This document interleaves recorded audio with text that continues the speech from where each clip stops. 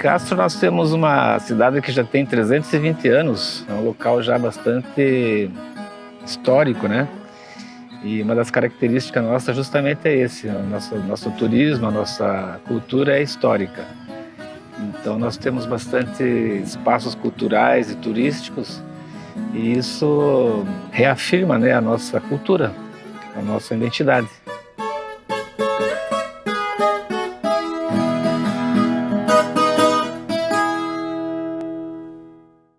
A gente pode dizer que Castro é o berço do tropeirismo no Paraná.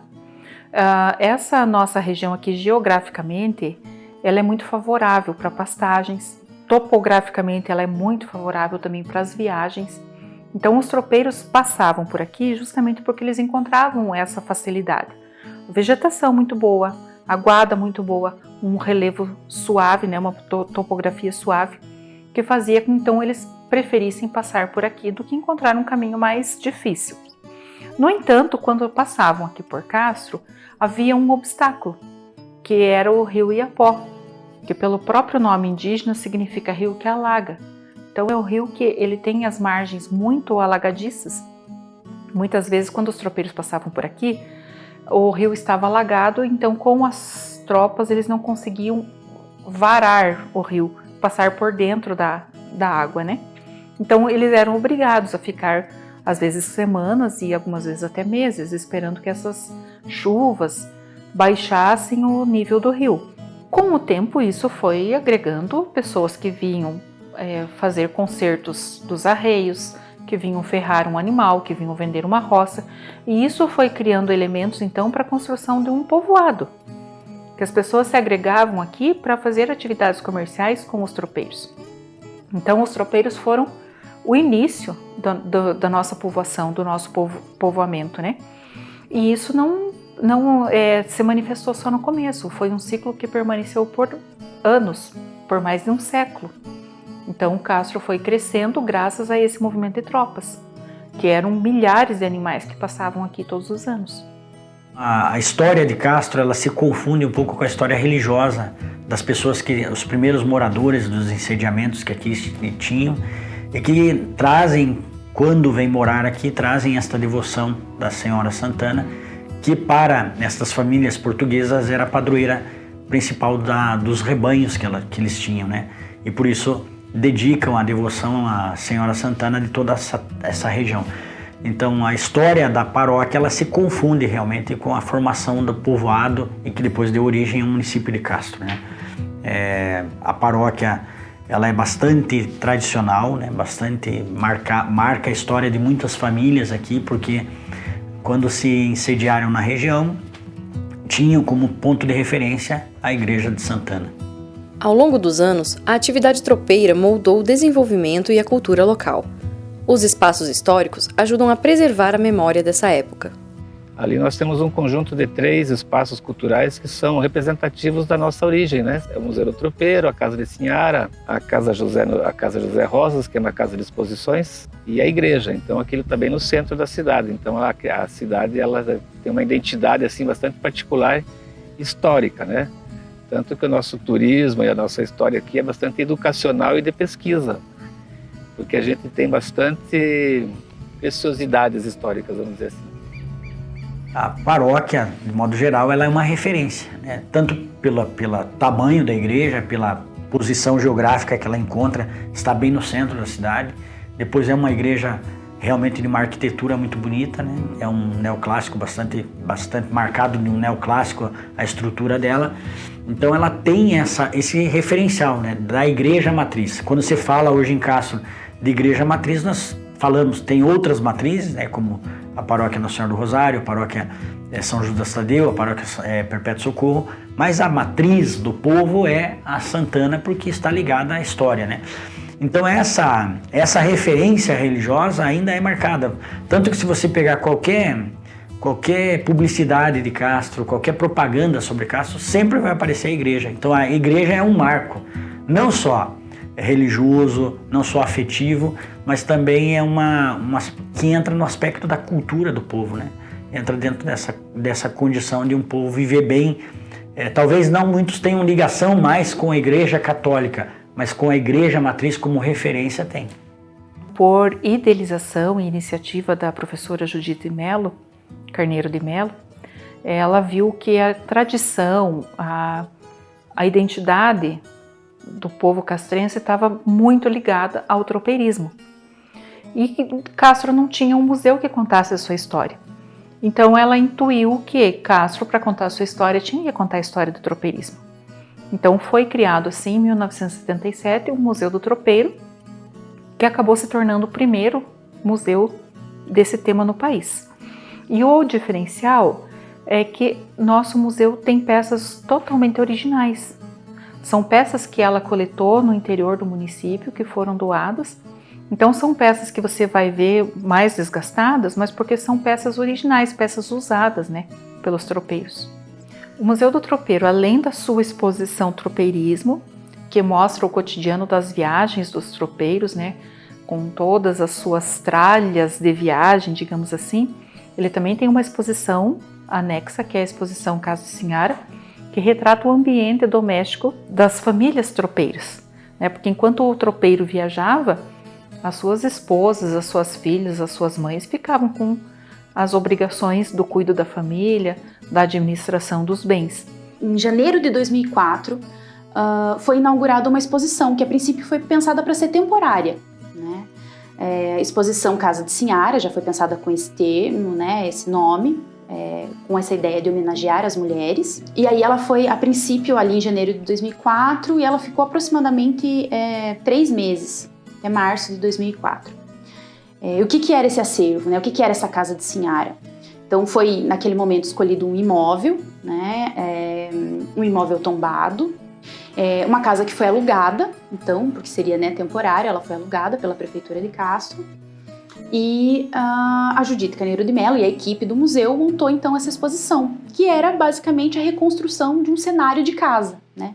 Então com sala, cozinha, quartos, móveis desse ambiente doméstico, né? Essa ideia de cenário de casa. Até inclusive o nome Sinhara, né, ele remete a uma senhora, né, que é da região dos Campos Gerais, né, que era a chamada Sinhara do Carambeí.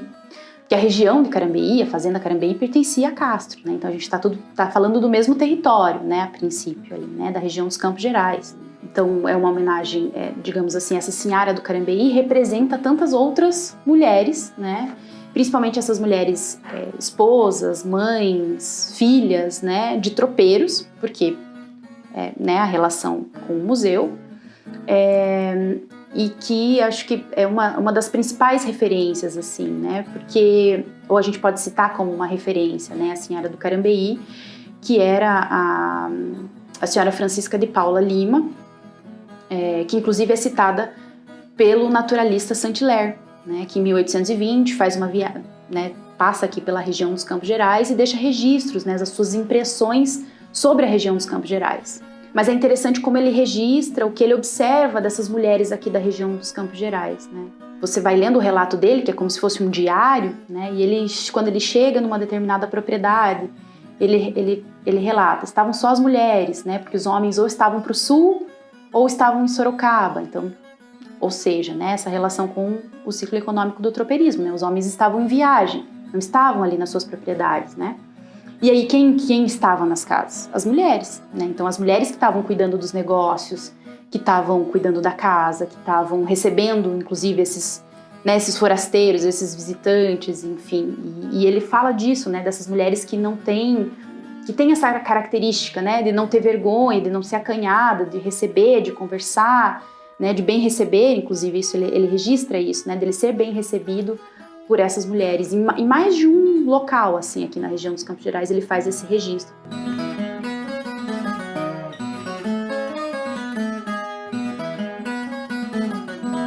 A força da mulher castrense, sua hospitalidade e a influência do tropeirismo continua atual na preservação da memória e na economia da cidade. A Dona Anália é um exemplo disso, com seu restaurante especializado em comida tropeira. Porque já é raiz minha, eu trouxe essa raiz desde criança e minha mãe cozinhava assim, e eu trouxe essa raiz e eu comecei a cozinhar e o pessoal começou a gostar. É ali que eu me apaixonei, achei que isso aí era bom para mim. Tem uma história de vida, né? Tipo assim, eu criei minha família trabalhando nesse ramo, formei meus filhos e assim, tem uma história bem legal.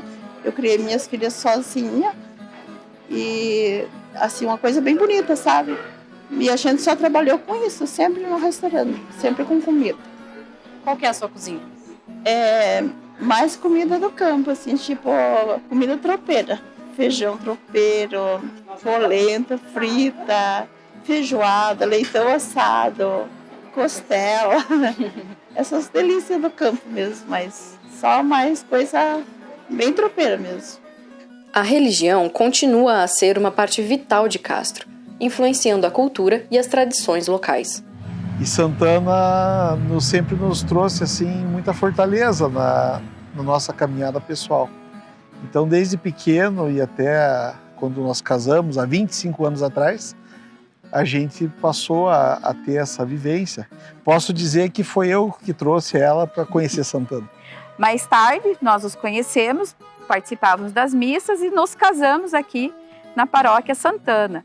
E todo domingo a gente sempre vinha à missa e constituímos nossa família aqui. Temos 2 filhas que fizeram catequese aqui e fomos conhecendo cada vez mais a devoção a Santana e pedindo a intercessão dela nos momentos desafiadores da nossa vida, nos momentos bons, né? E refletindo que as avós têm uma caminhada muito grande, uma importância muito grande na nossa vida, e elas tiveram esse papel, né? Tanto na minha vida como na vida do Rodrigo. É muito lindo você ver que a devoção a Senhora Santana, a avó de Jesus, mãe de Maria, faz com que as pessoas saiam das suas casas, venham participar da procissão no dia 26 de julho. Então, era muito pequena a minha ação em relação a isso, mas grandiosa diante de cada um que pode participar e que colabora para fazer a festa de Santana, que já realmente dura há 100 anos, né? Agora a 101ª festa, mais nos 250 anos de paróquia que a Santana fez esse ano. As festas religiosas em Castro são uma expressão vibrante da fé e até da cultura tropeira. Algumas pessoas ligam hoje, né, o aspecto religioso, devocional, à questão das tropas. E nós temos, né, várias cavalgadas, e sempre esses tropeiros, esses cavaleiros, né, e amazonas que hoje nós temos, que fazem essas cavalgadas, sempre se colocam sobre a bênção, né, da igreja e a devoção de Santana, para que possam levar adiante essa tradição. Castro é rica em história e cultura, mas não foram apenas os tropeiros responsáveis por esse legado. Mais de um século depois, a imigração europeia, composta principalmente por alemães e holandeses, deixou as suas marcas no desenvolvimento da cidade. Então, a partir da década de 50, com a chegada dos imigrantes aqui para Castolândia, em torno de 50 famílias, essas famílias vieram com o objetivo de desenvolver as atividades agropecuárias aqui na região, principalmente com destaque para a pecuária leiteira.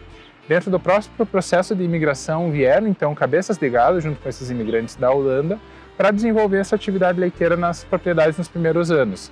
Então, hoje em dia, com o reconhecimento também de Castro como a capital nacional do leite, a maior bacia leiteira do Brasil, vem o reconhecimento também das atividades desses imigrantes na década de 50 até os dias de hoje na produção agropecuária, principalmente também através da cooperativa, do cooperativismo que eles se organizaram para possibilitar o avanço dessa produção na região.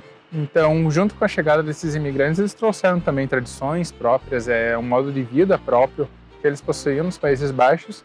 E uma das características principais que a gente pode perceber até hoje também na atuação, nessa relação com a cultura holandesa no município, é a atuação do grupo folclórico, o qual já há mais de 70 anos de atuação aí já foi formado logo nos primeiros anos da chegada dessas famílias aqui, como uma forma de desenvolver uma sociabilidade entre os jovens da colônia e também manter as tradições e a memória da origem desses imigrantes também nos Países Baixos.